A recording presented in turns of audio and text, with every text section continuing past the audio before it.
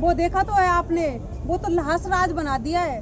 गंगा पुत्र कहने वाले वो तो लाश का राज बना दिया है। पूरी गंगा में लाश लाश मौत का तांडव कर रही है मोदी सरकार, मौत का तांडव। तो साफ तौर पर मना करेंगे, सरकार मना कर रही है, फिर धूल की उनके माथे की उड़ी हुई है। क्यों हवाइयाँ उड़ी हुई हैं? जब से बंगाल में हारे क्यों हवाइयाँ उड़ी हुई हैं? क्यों कमेटी बना के यूपी में भेज दी?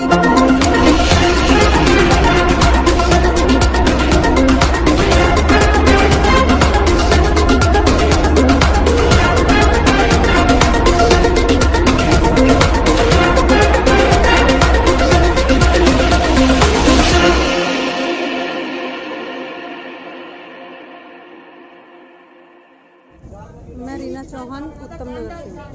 अभी एक वीडियो आई थी एक किसान की कि उसका कहना था कि कुछ किसानों ने जो टिकरी बॉर्डर पे बैठे हुए हैं उन्होंने उसके ऊपर को शराब पिलाकर उसको जिंदा जलाने की कोशिश की। देखिए भाई, आंदोलन किस दिशा में जा रहा है इस पर? आंदोलन बिल्कुल सही दिशा में।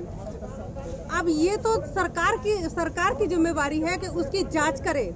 ठीक है, हम ये नहीं कहेंगे कि जो हुआ उसके साथ वो सही हुआ या गलत हुआ, वो सरकार की जिम्मेवारी है। सरकार आए और निष्पक्ष जांच करे और तब वो जिसने किया उसके ऊपर कार्रवाई करे। अभी कुछ दिन पहले हरियाणा के उप मुख्यमंत्री दुष्यंत चौटाला का बयान आया था। उसका कहना था कि अब जो बॉर्डर पे बैठे हुए हैं वो लोग हैं जो कोई पंचायत चुनाव, कोई पार्षद का चुनाव लड़ना चाहते हैं, किसान अब बचे नहीं हैं।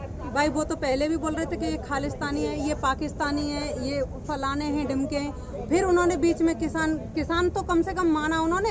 ये कौन सा, ये कहाँ से आए हैं? नहीं, किसान कहाँ मान रहे हो? तो ये कह रहे हैं कि जो पार्षद का चुनाव या ग्राम वार्ड का चुनाव लड़ना चाहते हैं वो लोग हैं। अच्छा, अभी कहाँ कौन से चुनाव हो रहे हैं? कौन से चुनाव हो रहे हैं? इसमें यूपी का निकल चुका चुनाव, फिर भी यूपी के सारे लोग हैं। ये उनकी मानसिकता गलत है कि ये खालिस्तानी बता दो, पाकिस्तानी बता दो और कुछ भी बता दो। ये तो उनकी मतलब खिसियानी बिल्ली खंबा खोसने वाली बात है और कुछ नहीं। जिस प्रकार से हरियाणा में विरोध चल रहा है कि किसी भी नेता को प्रोग्राम में नहीं होने दे रहे, उसके बावजूद भी सरकार दावे करती रहती बीजेपी की हम जीतेंगे, यूपी भी जीतेंगे।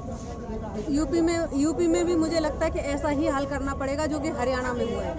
ऐसा भी यही हाल हरियाणा में हो रहा है बीजेपी सरकार का, वही यूपी में करना जरूरी है। क्योंकि जब तक ये यूपी से नहीं हारेंगे तब तक ये बात नहीं, क्योंकि यूपी से रास्ता जाता है संसद का, और यूपी बंद तब इनके रास्ते बंद। और यूपी बंद करना हम लोग मुस्तैदी से खड़े हुए हैं, और यूपी में इनको जैसे बंगाल हराया वैसे यूपी भी हराएंगे। फिर राकेश टिकैत जी बंगाल जाते हैं, कर्नाटक भी जाते हैं, हर जगह जाते हैं, लेकिन जब यूपी के विरोध की बात आती है तो कहीं ना कहीं वो पीछे हटते हैं। बिल्कुल भी नहीं हटे हैं। वो आज भी यूपी के साथ हैं और कल भी। और क्योंकि यूपी का ही किसान नहीं भाई, पूरे देश का किसान दुखी है। एक यूपी या पंजाब या हरियाणा की बात नहीं है, पूरे देश में किसान है। पूरे देश के किसान पर अगर ये 3 काले कानून लागू होते तो पूरे सब किसानों पर लागू होंगे, किसी एक किसान पर नहीं। और ना बड़े छोटे की यहाँ बात है, किसान सब एक समान होता है, चाहे बड़ा हो चाहे छोटा हो। एक बात वो है ना कि जब विरोध की जो बात आती है कि किसी भी नेताओं को गाँव में नहीं आने दिया जाएगा या प्रोग्राम नहीं करने दिया जाएगा, जैसे हरियाणा में ध्यान देते हैं कि किसी भी नेता को नहीं, वैसे जब यूपी में विरोध की बात आती है तो राकेश टिकैत जी कहते हैं नहीं, कोई पीछे नहीं हटता।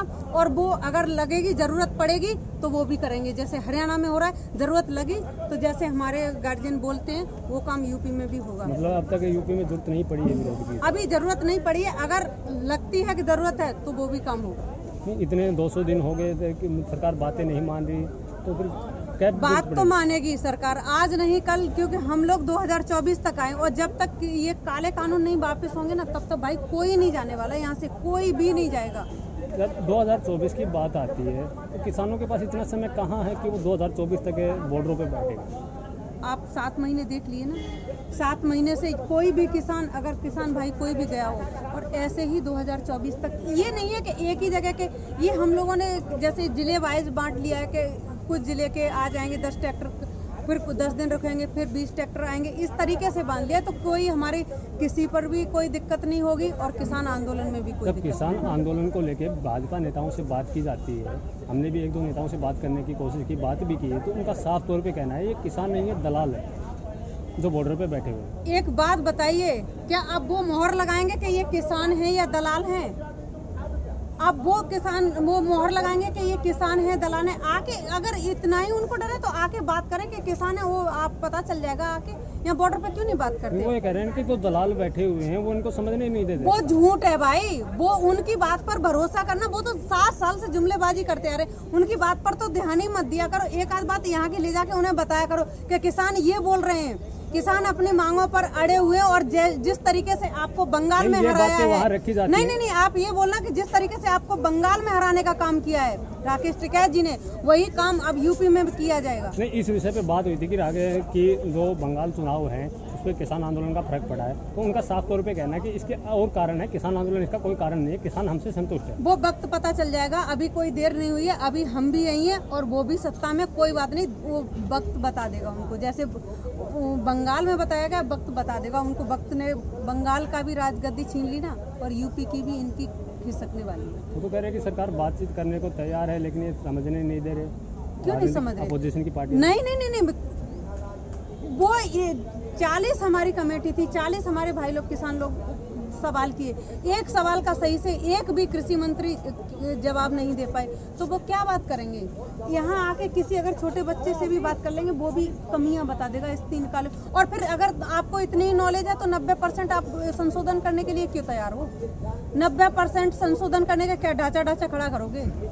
उसे भी हटा दो, क्यों नहीं हटा रहे? नहीं, वो कह रहे हैं कि संशोधन का जो भी कानून है, अगर वो पारित हो जाता है तो संविधान में लिखा हुआ है कि कानून बिल्कुल वापस नहीं हो सकते, उसमें संशोधन हो सकता है। क्यों नहीं वापस हो सकते?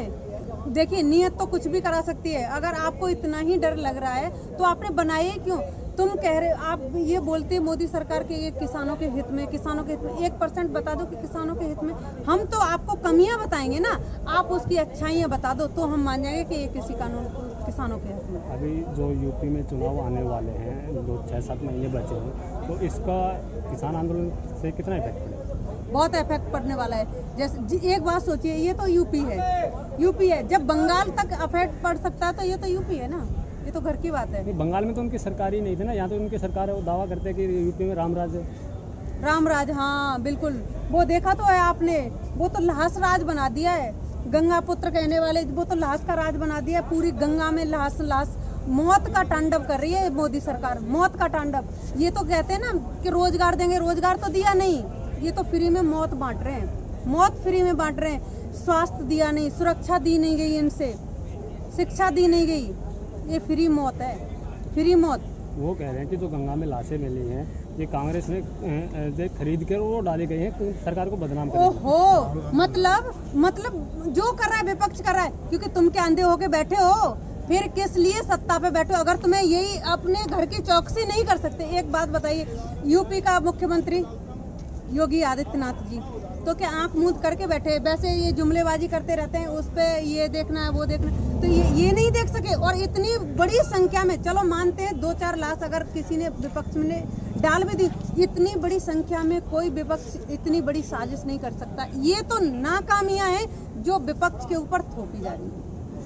अब क्या लग रहा है कि सरकार तो सीधे तौर पे मना कर रही है कि कानून? मुझे तो पूरी तरीके से लग रहा है कि ये किसी कानून वापस होंगे और बहुत जल्द होंगे, बहुत जल्द होंगे।